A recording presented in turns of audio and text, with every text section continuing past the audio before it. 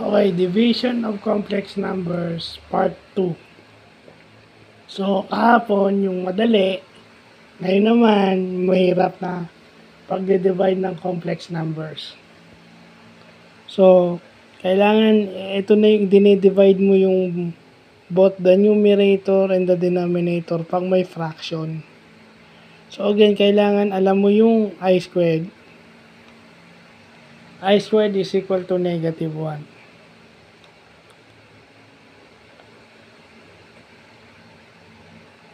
So, pag minultiply mo siya, magiging positive siya, magiging minus kasi ita-times mo na yung I squared.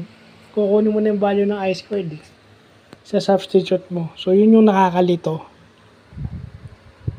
I mean, buti nababalikan ko to kasi medyo nalilito ako rito.